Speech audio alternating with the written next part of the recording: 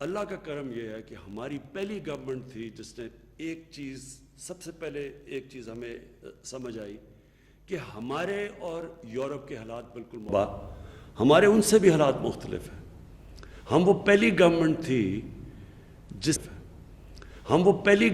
تھی جس کو اس چیز کی سمجھ آ گئی کہ جب آپ کے ملک میں غربت ہو، جدھر کچی وادیوں میں لوگ رہتے ہوں، جدھر انفارمل لیبر ہو، یعنی کہ وہ مزدور جن کے پاس آپ کے پاس کوئی آپ کی کتابوں میں نہ ہو، رجسٹرڈ نہ ہو، اور جدھر اکثریت وہ ہو، تقریباً 70 سے 80% جو آپ کے مزدور کام کرنے والے ہیں ان کا کوئی ریکارڈ نہ ہو، تو ہمارے جیسے ملک میں اس کی اپروچ بالکل مختلف تھی یورپ سے یا جو چائنا میں تھی.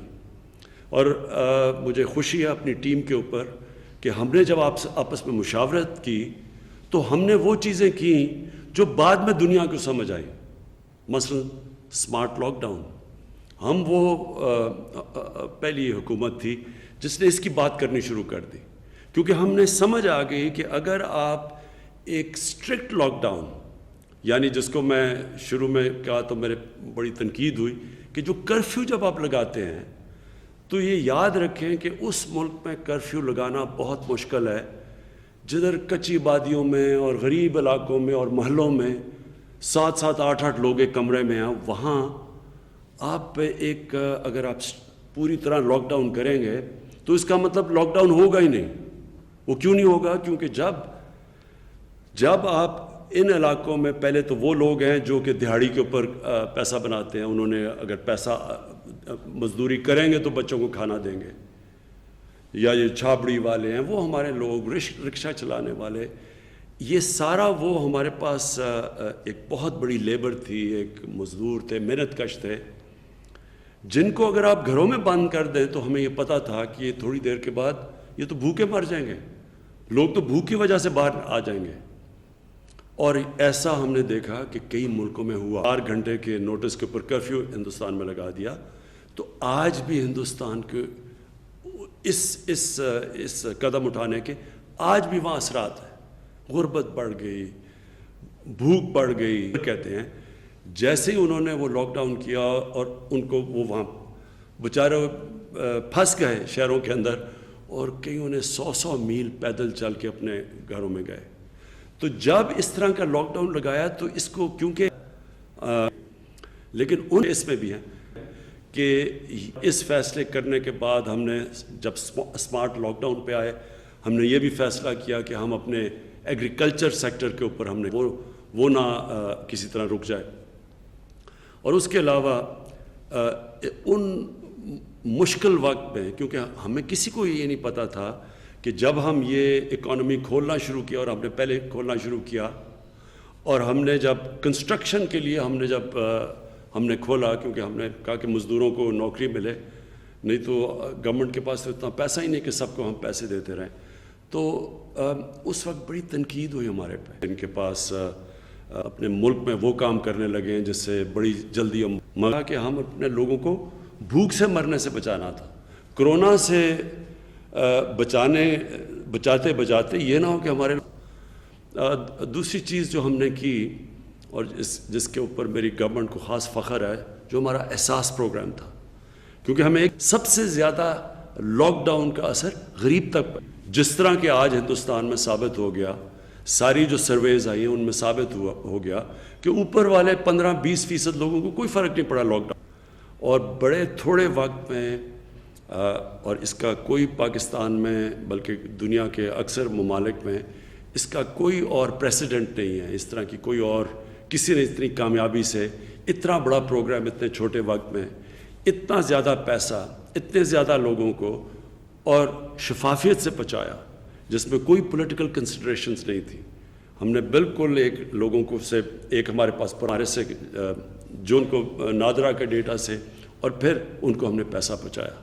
تو وہ اس سے بھی بہت زیادہ لوگ بچ گئے.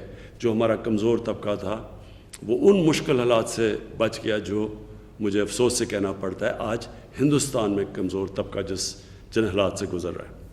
لیکن اس سے یہ بھی ہوا کہ ہم پھر یہ جو اسمارٹ لاک ڈاؤن ہم لاک ڈاؤن بھی جو اسمارٹ کیا وہ ہم نے افیکٹولی ڈاؤن کیا، جس کی تعداد اسد آپ بتا سکتے ہیں کہ کتنے ہم نے ایریاز پہ کئی سو لاک ڈاؤنز کیے جو کلسٹر تھے، جس کو اسمارٹ لاک ڈاؤن کہتے ہیں. جب ہم نے دیکھا کہ یہاں پھیل رہی ہے تو ہم نے ادھر جا کے لاک ڈاؤن کیا، تو وہ افیکٹو بھی ہوا اور پھر ان لوگوں کی مدد بھی کر سکے جدھر ہم نے تھوڑے سے علاقے میں کیا. کیونکہ پھر سے میں اس کی اپنی ٹیم کو کریڈٹ دیتا ہوں کہ ہم نے بڑی جلدی یہ فیصلہ کیا کہ اگر آپ ان علاقوں ملکوں میں جدھر غربت زیادہ ہے اگر آپ پوری طرح لاک ڈاؤن کرتے ہیں تو وہ لاک ڈاؤن نہیں ہوتا. اور آپ کے سامنے پھر ہندوستان کی مثال ہے، اور مجھے یہ خوشی نہیں ہوتی کہ ان کی ہماری تیزی سے زیادہ ان کی وہ پھیل رہی ہے وبا. ان کے شہروں میں پریشر ہے، ان کے اسپتالوں میں ہمارے سے زیادہ پریشر پڑ گیا ہے. ان کے کیسز 30,000 سے اوپر چلے گئے جو اموات ہو چکی ہیں، اور ان کے بھی کیسز بڑھ رہے ہیں، جبکہ میں آپ کو بتا رہا ہوں کہ 3 مہینے کے بعد سب سے کم کیسز آج پاکستان میں. اچھا، اب میں جو دوسری بات کرنا چاہتا ہوں اور یہ بہت ضروری ہے. دیکھیں، پہلی چیز تو آپ کو سب کو یہ سمجھنا چاہیے کہ یہ جو وائرس ہے کرونا وائرس، اس کے اوپر ابھی دنیا سیکھ رہی ہے. ہمیں ابھی تک پوری طرح نہیں پتا کہ اس وائرس کو ہم سمجھ نہیں سکے، دنیا اس کو ابھی سمجھ نہیں سکی. ابھی تک ویکسین تو اس کی نکلی نہیں، لیکن اس کو سمجھ بھی نہیں سکی کیونکہ عجیب ملک دنیا سے ڈیٹا آ رہا ہے. دنیا ابھی تک یہ بھی نہیں سمجھ سکی کہ پاکستان میں کیا ہوا، جبکہ ہندوستان ہمارے ساتھ والا ملک، وہاں کیسز اوپر تیزی سے جا رہے ہیں. ہمارے سے نیچے سے شروع ہوئے تھے، آج ہمارے سے اوپر نکل گئے ہیں اور ہمارے کیسز نیچے آ گئے. دنیا کو یہ بھی سمجھ آ رہی ہے، یہ سمجھ گئی ہے دنیا کہ جیسے آپ کے کیسز نیچے آئیں اور آپ نے احتیاط نہ کی تو پھر آپ کے کیسز اوپر جا سکتے ہیں. اس کی مثال آسٹریلیا میں ہے. انہوں نے اپنا جو سب سے بڑا شہر ہے میلبرن، اس کو ادھر نیچے کیسز چلے گئے تھے، انہوں نے احتیاط نہیں کی، تیزی سے کیسز اوپر گئے، پھر سے انہوں نے شہر کو لاک ڈاؤن کر دیا. اسپین کے اندر یہ ہوا، بڑی تیزی سے ان کے کیسز اوپر گئے، دن میں 1000 اور پھر کیسز اوپر چلے گئے. اور ہمارا ساتھ والا ہمارا ہمسایہ، دوسرا ہمسایہ ایران، ان کی جب پیک تھی تو 200 لوگ دن میں مر رہے تھے کرونا کی وجہ سے. آہستہ آہستہ ان کے کیسز نیچے آئے، انہوں نے اپنی لاک ڈاؤن کھولنا شروع کیا. آج پھر سے ایران میں اوپر کیسز چلے گئے ہیں، دن میں 200 سے اوپر لوگ وہاں بھی بدقسمتی سے وہاں بھی مر رہے ہیں. تو اس سے ہم نے کیا سیکھنا ہے؟ سامنے ہمارے عید ہے اور اس کے بعد محرم ہے. میں آج آپ سب سے، سارے پاکستانیوں کو چاہ رہا ہوں کہ غور سے میری بات سن لیں. یہ آپ کے لیے بڑی اہم چیز ہے سمجھنے والی، کہ اگر اللہ نے کرم کر دیا ہمارے ملک میں کہ ہمارے اب کیسز بالکل نیچے چلے گئے ہیں، تو اللہ کا شکر کر کے یہ سمجھ جائیں کہ یہ 2 جو ٹائم آ رہا ہے محرم کا اور بڑی عید کا، قربانی کی عید کا، اس میں اگر ہم نے احتیاط نہ کی تو پھر ہمارے کیسز اوپر جا سکتے ہیں. اور اس سے کیا ہوگا؟ اس سے سب کو نقصان پہنچا ہے. ہمیں شاید دنیا سے کم نقصان پہنچا ہے، لیکن ہمارے حالات پہلے ہی اچھے نہیں تھے. اب اپنی بے احتیاطی سے ناشکری کریں اور پھر سے ہم جو پہلی عید کے بعد ہوا تھا، پہلی عید سے پہلے ہم نے بالکل سمجھا کہ جی کیسز ہمارے بڑھ نہیں رہے، شاید پاکستانیوں کو امیونٹی ہے اس سے، تو احتیاط نہیں کی تو ہمارے ایک دم کیسز اوپر گئے، جس کی وجہ سے ہمارے ہسپتالوں پہ پریشر پڑا. ہمارے ڈاکٹرز، نرسز، جن کو ہم فرنٹ لائن ورکرز کہتے ہیں اس جہاد میں، ان کے اوپر جو ان کی فوتگیاں بھی ہوئیں اس میں. تو ہم یہ نہیں اب چاہتے کہ اب اگر یہ 2 جو وقت ہیں، عید اور محرم، اس پہ صرف اس لیے کہ ہم دیکھ رہے ہیں اب کیسز نیچے آ گئے ہیں اور لوگ بھی سنتے ہیں کہ جی اب تو کوئی سن ہی نہیں رہے کہ لوگوں کی اموات ہوئی ہیں عوام کے اندر، بے احتیاطی کر لیں. میں پھر سے کہتا ہوں یہ ناشکری میں چلا جائے گا جو اوپر والے نے ہمارے پاس خاص کرم کیا ہے، اور اس کا بہت بڑا نقصان ہوگا. پھر سے اگر یہ علاقوں میں لاک ڈاؤن لگانے پڑے، اس سے ہماری اکانومی پہ فرق پڑے گا. وہ سارا اس وقت بے روزگاری ہے ساری دنیا میں، ساری دنیا میں بے روزگاری بڑھ گئی ہے لاک ڈاؤنس کی وجہ سے.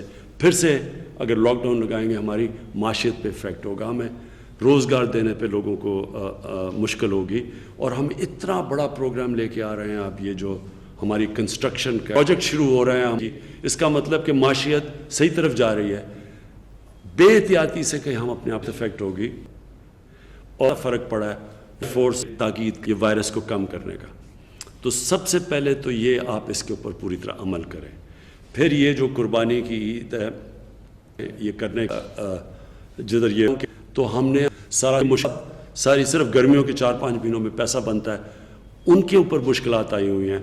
اس لیے اگر آپ نے عید پہ یہ احتیاط کرا کہ یہ اپنا کاروبار شروع کریں, اور پھر ہمارے لیے اس ملک کی اہمیت, ہمارے ملک کا مستقبل, ہمارے بچے, ہمارے اسٹوڈنٹس, ہم نے اپنی یونیورسٹیز کھولنی ہیں, اپنے کالجز, اپنے اسکولز کھولنے ہیں, تو وہ بھی اگر اچھے رزلٹس آ گئے